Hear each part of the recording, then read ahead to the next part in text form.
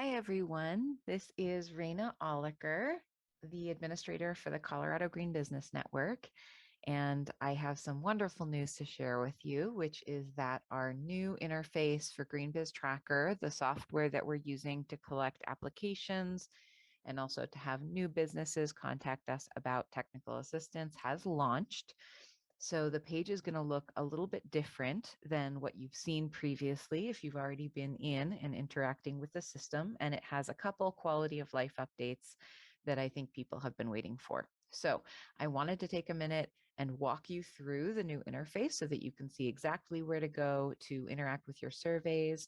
And if you're a current ELP member, where you go to fill out your annual metrics update and to get us information to maintain your standing in the program. So what you see here is the basic GreenBizTracker website. So this is kind of the landing page. You'll go up here to log in, or we'll send you a direct link to a login page that you'll be able to use as well. If you don't already have contact information, you'll go up here to sign up to be a green business, and that's where you'll register for the first time. But once you've registered, you can just go straight to the login screen, enter your information, and click login. And then you're going to be brought to this welcome page. So this welcome page is the dashboard. It'll give you information about the programs that are available. If you're in an area with a regional program like Westminster Sage or Boulder Pace or the Longmont Green Business Program, you're going to actually see both of those here as two separate columns. And that makes it really easy if you've participated in a regional program in the past to be able to store both of your applications, your checklists, and your surveys for us in one account, and you can switch back and forth between the two. So if you're in an area without a regional program, you'll just see the Colorado Green Business Network. And then if you're interested in starting to fill out the surveys, you can just click Start Level, and it'll take you to the Surveys tab. So you can also get here just by clicking the Surveys tab. And that'll take you to the same location. And then here you can see our 4 surveys. So the baseline assessment is what we use to basically track all of your baseline data. So that's going to be a one-time and done survey. Once you fill that out, you shouldn't need to be doing that every year or at renewal, because once we have your baseline information, unless you're giving us new baseline information, you should be set there. So this year, if you're a current ELP member, you'll be filling out these 3 surveys as part of their annual metrics update. So that's our way of incentivizing you to get into the system, look at our new criteria, because for 2023, we're going to have you recertifying in our new program. And we want to make sure you have plenty of time to get adjusted to what we're asking for and to organize your data in this new way so that you're ready to go for next year. And you'll do that just by clicking on the Do and Update button right here. And you can see your status here if you've already started or if you've yet to start a survey. And then the submission agreement is for new businesses or businesses that are wanting to recertify this year. So the submission agreement is basically just that acknowledgement of our compliance check as part of our process and acknowledgement that the application is complete and ready to be reviewed. And that'll be submitted last once a business wants the application to be rescored and certified in our new system. So if you're looking to start, all you'll do is click on this Do/Update button, and it'll open up our baseline survey for you, or whichever survey you've clicked on, and then you can work your way through the assessment. So it gives you some welcome information. There are tabs up top here that you can use to navigate to a specific question. So if you're coming back in after doing some data entry previously, you can just navigate right to the question that you want and be able to fill that question out. We have a couple of different types of questions. A lot of our questions are multiple choice entry, like this one, where you can select answers that apply to you, as many as do. And it'll give you extra space to fill in information if that's something that you need. For instance, if you select an other category. There are other questions that are data entry focused. So for instance, in our baseline tracking form, we have a baseline tracking question where we're asking for benchmarking data or for baseline data. So what you'll do here is you'll go into each section and you'll enter in the baseline year that you're using. So let's say you started tracking your waste data in 2014. You'll enter in 2014 here, and then you'll enter in the data for 2014 in the sections that are provided here. This is the same for energy, water, transportation, and emissions data. And if you don't have any of these, you can either enter in not tracked or just leave it blank. But we want you to enter in as much data as you do have. If this year, this past calendar year that you've completed is your baseline year, you can enter in that data here. And this is just a way for us to assess reductions over time. We'll be comparing your current year data to this baseline data that you enter. So you'll be giving us a baseline data year and the amounts for that year. And then you'll hit next once you've done that. And it'll take you to the energy intensity question.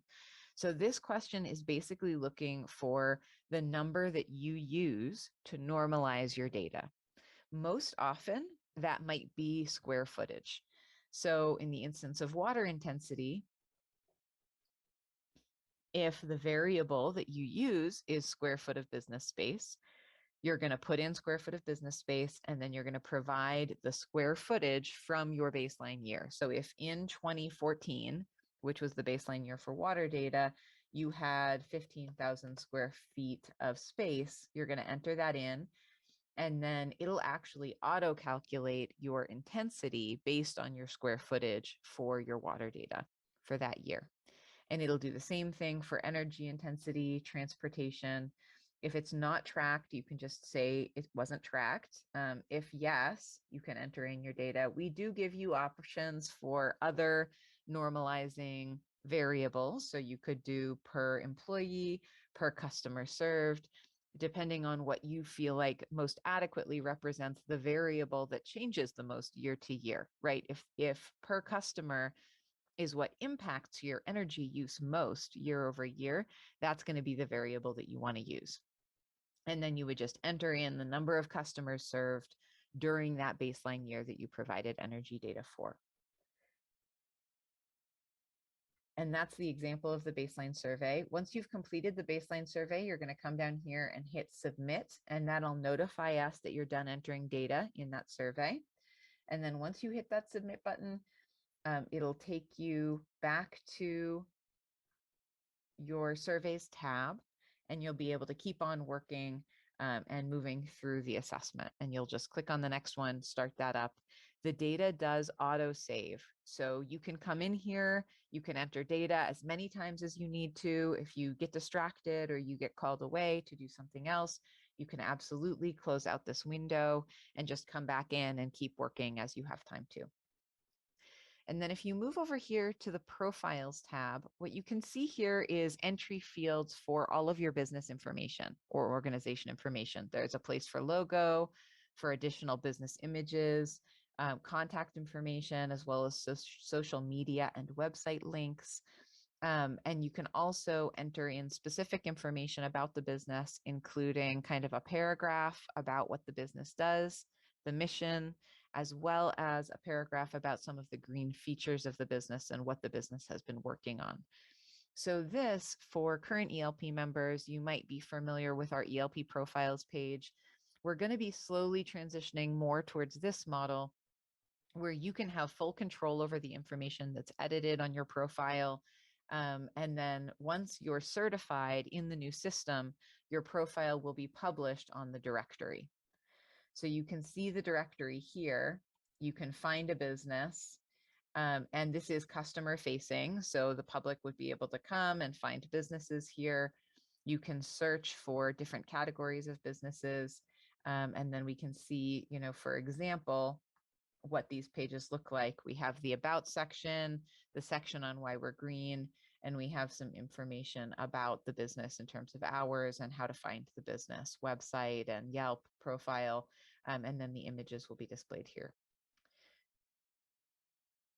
So that's the long and short of the new interface. There are lots of different ways to find the surveys. There's the Start button down here and the Surveys tab. One additional feature that we wanted to showcase was the new location button. So if you are applying for multiple sites, if you have multiple facilities or locations that you're wanting to get recognition for, you can click that new location button. It'll take you to a new registration page for a business. And once you fill out this information and you hit submit, what it'll look like is you'll have a little extra drop down menu here where you'll be able to switch between locations. And that will just help you kind of streamline your process. You'll have one login for all of your locations, and you'll be able to see different surveys and move through the process with different locations really easily. So that's what the new interface is going to be looking like. If you have any questions, as many of you have been, please feel free to reach out to us either with the contact link down here at the bottom or reaching out to us directly. So please feel free to reach out, have fun in the system. It is still new. So if you do have feedback or you're encountering things that you feel like might be glitches, please reach out and give us that feedback. We're happy to fix those things as quickly as possible for you to make sure that this process is as easy as it can be. And we just appreciate your patience with us as we launch into this whole new system and your willingness to work alongside us as we redesign the program. So thank you so much, and we'll look forward to seeing your surveys.